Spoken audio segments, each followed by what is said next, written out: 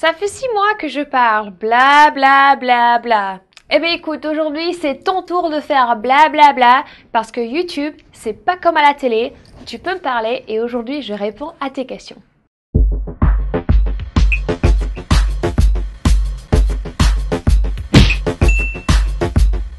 Bienvenue sur Clown Air, là où tu oses vivre le business et la vie dont tu rêves. Et aujourd'hui, j'ai décidé de prendre quelques petites questions par-ci par-là que j'ai reçues sur Facebook ou sur email et je vais te répondre dans ce vlog. Allez, c'est parti. La première question est par la fée coquette. D'ailleurs, j'adore ton nom. Comment gérer son agenda de femme, maman et entrepreneur? Très bonne question. C'est vrai qu'en tant que femme, on a souvent plein de choses à faire, surtout quand en plus on est une entrepreneur et peut-être que même tu travailles chez toi. Donc, d'abord, essaie de penser à toi, pense à tes enfants, pense à ton mari. C'est-à-dire que quand tu passes du temps avec toi-même, avec tes enfants et ou avec ton mari, sois 100% avec eux.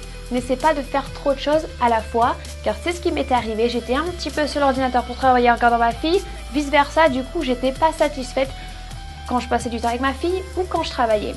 Donc déjà, pense à ça. Deuxièmement, si tu peux lire La semaine de 4 heures par Tim Ferriss, car il a de super conseils par rapport au time management. Ce qui veut dire qu'en fait, ce que tu dois essayer, c'est pas d'avoir plus d'heures dans ta journée pour tout accomplir, mais plutôt d'essayer de tout accomplir. Donc on va dire par exemple 10 heures de travail dans 2 heures. C'est-à-dire, ne passe pas ton temps à regarder les emails. Dès que tu commences à travailler, tu te bloques 2-3 heures d'affilée, tu fais des projets qui te tiennent à cœur, qui sont super difficiles, et après tu regardes tes emails. Car souvent tes emails, ça va être ta to-do list que les autres vont te donner. Ce ne sera pas la tienne. Donc voilà ma réponse à ta question. La deuxième question est posée par Madame Souila. Alors je suis d'origine algérienne, résidente en Algérie, je suis une vraie passionnée de création de sites web. J'ai une idée que je voulais concrétiser et ça fait très longtemps. Je ne sais pas comment être sûre que je vais réussir et comment ce site pourra-t-il me rapporter quelque chose un jour. Merci d'avoir posé cette question. Surtout, rassure-toi, n'aie pas peur, on est toutes passées par là et on passera toujours par là. La peur fait partie de nous. C'est bien sûr quelque chose qui peut nous retenir face à nos projets, à notre désir de création. Mais ici, je vais t'aider à t'en sortir. Alors déjà, par rapport à ton site, par rapport à ton business, c'est une question d'argent, certes. Regarde le business model que tu vas définir pour ton site. Ensuite, pourquoi tu peux aussi avoir peur de ne pas réussir? C'est qu'il va falloir gérer un petit peu le risque. Donc la prise de risque, ça fait partie de l'aventure de l'entrepreneuriat. Mais surtout, quand tu es habitué tous les mois à avoir un chèque à la fin de ce que tu as fait pour ton Big Boss, c'est sûr que quand tu commences un projet aujourd'hui, tu as peur car tu n'as pas cette même sécurité. Donc ça va être quelque chose que tu vas devoir gérer. Dans un deuxième temps, par rapport à ta peur d'échouer, on a tous peur d'échouer, mais c'est pas ta faute. Ça fait partie de notre éducation aussi. On ne devait pas avoir de mauvaises notes, on ne devait pas redoubler, car on était mal vu. Alors que la vraie vie, ce n'est pas comme ça. On essaye, si ça ne marche pas, eh bien on recommence, mais au moins tu auras appris quelque chose. Si tu ne le fais pas aujourd'hui, tu vas regretter. Il faut surtout que tu penses à gérer cette notion de peur et que tu regardes quel est le pire cas scénario qui pourrait t'arriver. C'est bien sûr une hypothèse et regarder quelle serait ta stratégie d'exit. Et tu vas comprendre à la fin que finalement, c'est pas vraiment un problème, tu ne vas pas avoir peur. Il faut surtout commencer avant d'être prête et tu verras. Tu vas sauter, le filet va apparaître et là tu ne vas pas regretter ta décision. Parce que surtout si tu ne fais rien et que tu attends, c'est à ce moment-là que tu vas te dire que finalement la vie elle vaut mieux que ça. Sandrine, c'est à toi. La dernière question, elle est: quand on a déjà commencé à lancer son activité, comment s'y prendre pour mieux se faire connaître, pour démarcher les bonnes personnes et comment savoir travailler son image? Sandrine, c'est une très bonne question. Je dirais même c'est 3 bonnes questions.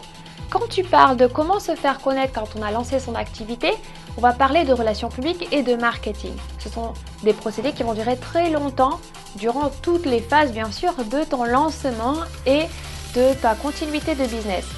Ensuite, par rapport aussi à démarcher les bonnes personnes, c'est la même chose, c'est tout dans l'attitude et la personnalité que tu as par rapport à tes offres et tes services. Par rapport à ça, on pourra aller encore plus loin, c'est pas seulement question-réponse. Donc, je proposerais que tu sois coaché pour une certaine période pour que tu arrives vraiment à cerner les solutions par rapport à ton business spécifique. Ensuite, je vais continuer par comment travailler son image. Donc ici, je vais te donner des petits conseils. C'est-à-dire que tu as une personnalité bien à toi, qui t'est propre, tu es unique, utilise-la par rapport à ton site ou à ton business, quel qu'il soit.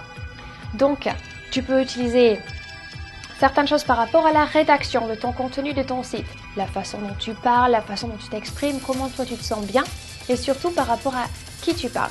Prends en compte et en considération ta cible. Ensuite, des photos. Quand tu mets des photos sur ton site, essaie d'inclure un petit peu ta personnalité, tes couleurs préférées, si tu aimes l'art, lequel, ou l'architecture, les voitures, je sais pas. Et ensuite, pour finir, par rapport aux services et aux produits que tu offres, la façon dont tu vas les offrir, la façon dont tu vas en faire le marketing, tout ça, ça vient aussi de ta personnalité. N'oublie pas que tu es unique et que tu peux faire donner envie aux gens selon la façon dont tu écris, dont tu prends les photos et la façon aussi dont tu vends tes offres et tes services. Merci d'avoir regardé cet épisode de ce mardi. En tout cas, j'ai adoré répondre à vos questions.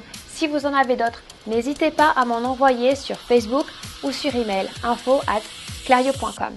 Si tu l'as aimé, like it, share it sur Facebook avec tes amis, ta famille et tes collègues. Et je te dis à mardi prochain. N'oublie pas de t'inscrire sur YouTube, mais surtout sur clario.com car j'ai un super PDF et d'ailleurs j'en vais en avoir un deuxième qui va sortir bientôt. Je sais que tu vas le ou les aimer, alors n'hésite pas, clario.com. N'oublie pas que tu es unique, que le monde a besoin de tes talents. Tu peux le faire et je crois en toi.